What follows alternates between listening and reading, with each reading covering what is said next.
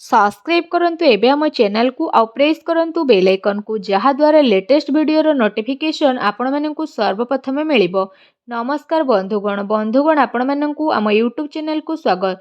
बंधुगण जानिबा आगामी ए 2 दिन अर्थात आगामी 48 घंटार स्थिति आपणक पई किपरि रहिबो, केउ सब जिनिस रे आपणकु फायदा हेबो, केउ सब जिनिस रे आपणकु सावधानता अवलंबन करबाकू पड़िबो, आपणकर लव लाइफ किपरि रहिबो, आपणक क्यारियर किपरि रहिबो, बिजनेस आउ व्यापार किपरि रहिबो एवं ता सहित स्वास्थ्यर किछि महत्वपूर्ण इनफॉरमेशन विषय मध्ये आमे आपण माननकु विस्तार पूर्वक भाबे कहिबु।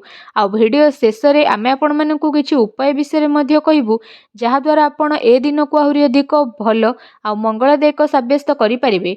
आगो को वीडियो आरंभ करिबा पूर्वरु हमर आपणकु रिक्वेस्ट कि जदि आपण चैनल रे नुआ करि आछंती तो चैनल को सब्सक्राइब करंतु, सांगरे नोटिफिकेशन बेल को मध्ये ऑन करंतु, जहाद्वारा समय समय सह नुआ नुआ भिडियोर नोटिफिकेशन आपणक पाखरे पहुँची जिवो। तो आसंतु जानिबा किपरि रहिबो आपणक पई विशेष भाबरे ए 2 दिनर स्थिति। जदि विशेष भाबरे आमे आपणकु सबुठारु प्रथमे कहिबु कि कोन आपणक पई सतरे ए 2 दिनरे विशेष भाबरे पॉजिटिव रहिबा पई जाउछि। जदि फ्रेंड्स कहिबु जदि आपण व्यवसाय करूछंती किंबा जदि आपण चाकरी कोठी करूछंती तो निवेश पई ए समयर भल अवसर आपणकु प्राप्त हेबो। यह आपणकर आर्थिक निवेश पई बहुत ही भल स्थिति नहीं आसुची, जहाद्वारा आपणकु आर्थिक लाभ प्राप्तिर बहुत भल अवसर प्राप्त हेबाकू जाउछि। आपणकर भाग्य आपणकु बहुत भल साथ देबो। काम कार्य क्षेत्र रे आपणकु बहुत भल सफलता मध्य प्राप्त होई जिवो। ता सहित जदि कहिबा चल अचल संपत्ति दृष्टि रु मध्य निवेश करिबा आपणक पई ए दिन रे बहुत ही भल स्थिति रहिबो। सेथि पई समय आउ परिस्थिति को देखि निवेशर अवसरर तलाशी करंतु, जहाद्वारा विशेष भाबरे आपणकु भल सफलता प्राप्त हेबो एवं आपणकर आर्थिक स्थिति मध्य काफी मजबूत होई जिवो। ता सहित कोनोसी अप्रत्याशित आय बा शायद कोनोसी विरासत आपणकर अपेक्षा रे रहिछि। ए आयर भल भाबरे प्रयोग करंतु, जेमिति कोनोसी यात्रा बा एमिति कोनोसी गतिविधि रे करंतु जहा आपणकु स्पष्ट भाबरे भल स्थिति प्रदान करिवो। ता सहित एमिति किछि कथा काहाकू कुहंतु नहीं जहा सामना वाला को कष्ट प्रदान करिवो।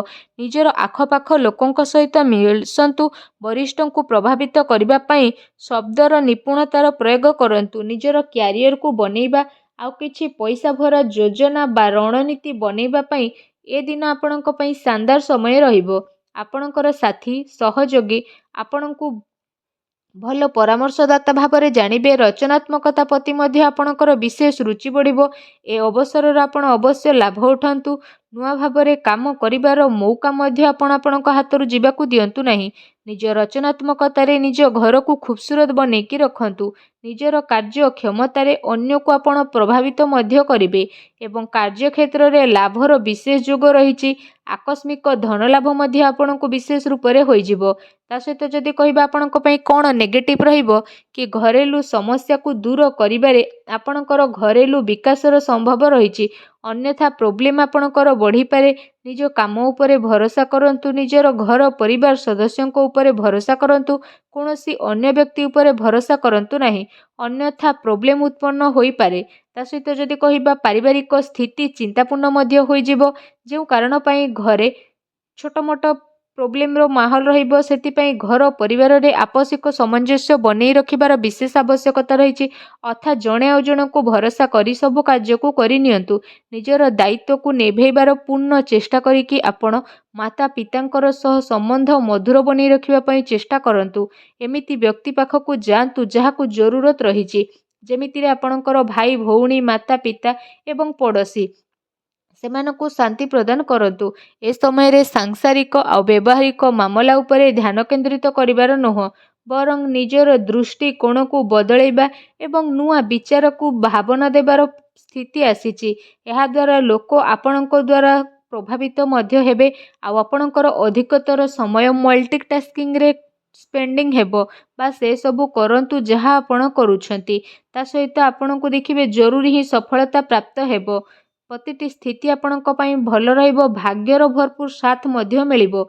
एहा सहित जदि कहिबा कार्यभारर अधिकता कारणरू जरूरी कार्य को समयर सह आपण पूरा मध्य करिबे। सेथि पई क्रोधर अधिकता मध्य रहिबो। नकारात्मक विचार ठारू दूरी रुहंतु। ଅଧିକାରୀଙ୍କ ଠାରୁ ବାଦ ବିବାଦ କରିବା ଠାରୁ ଦୂରେଇ ରୁହନ୍ତୁ। ଏହା ଆପଣଙ୍କ ପାଇଁ ବହୁତ ହି ଭଲ ରହିବ। ଆସନ୍ତୁ ଜାଣିବା ଆପଣଙ୍କର ଲଭ୍ ଲାଇଫ୍ କିପରି ରହିବ। ଯଦି କହିବା ଆପଣଙ୍କୁ ଆପଣଙ୍କର ପ୍ରେମ ଜୀବନରେ ସମ୍ଭାଳି କରି ଚାଲିବାର ଆବଶ୍ୟକତା ରହିଛି। ଏହା ସହ ଛୋଟ କଥା ବଡ଼ ମଧ୍ୟ ହୋଇପାରେ ଆଉ ତାର ପ୍ରଭାବ ଆପଣଙ୍କର ପ୍ରେମ ଜୀବନରେ ନକାରାତ୍ମକ ରୂପରେ ମଧ୍ୟ ପଡ଼ିବ। ଆପଣଙ୍କର ପ୍ରେମ ପାଇବା ପାଇଁ ମଧ୍ୟ ଅନ୍ୟମାନେ ଆଶା ଆକାଂକ୍ଷା କରିକି ରହିବେ। ଆପଣଙ୍କ ଜୀବନରେ ଯାହା ବି ପ୍ରୋବ୍ଲେମ୍ ଆସିବ, ଯାହା ଆଗକୁ ଯାଇ ଆପଣ ଫେସ୍ କରିବେ। ତା ସହିତ ଆପଣଙ୍କୁ ଯଦି ଏଠି ଆମେ କହିବା ଏ ଟାଇମିଂରେ ଆପଣଙ୍କ ପ୍ରେମ ଜୀବନ ପାଇଁ ସ୍ଥିତି ଭଲ ରହିବ। ତା ସହିତ ବିଶେଷ ଭାବରେ ଯେଉଁ ଦିନର ଆପଣଙ୍କୁ ଅପେକ୍ଷା ଥିଲା ସେ ଦିନ ଏବେ ଆପଣଙ୍କର ଆସିଯାଇଛି। ଏବେ ଆସନ୍ତୁ ଜାଣିବା ବ୍ୟବସାୟ କ୍ୟାରିୟର ସ୍ଥିତି ବିଷୟରେ। ବ୍ୟବସାୟ କ୍ୟାରିୟର ଗତିବିଧିରେ ଆପଣଙ୍କର ସଫଳତା ମିଳିବ। କାରବାରରେ ଧନଲାଭର ବିଶେଷ ଭାବରେ ସ୍ଥିତି ଭଲ ରହୁଛି। ପ୍ରପର୍ଟି ସେୟାର ବଜାରରେ ନିବେଶ କରିବା ଆପଣଙ୍କ ପାଇଁ ଲାଭଦାୟକ ରହିବ। ଅନାବଶ୍ୟକ ଖର୍ଚ୍ଚର ଅଧିକତା ରହିବ, ଯାହାର କଣ୍ଟ୍ରୋଲ କରିବାକୁ ଆପଣଙ୍କୁ ପଡ଼ିବ। ଏହା ସହ ଚାକିରି କରୁଥିବା ଜାତକଙ୍କ ପାଇଁ ମଧ୍ୟ ଏ ଦିନ ବହୁତ ଭଲ ରହିବ।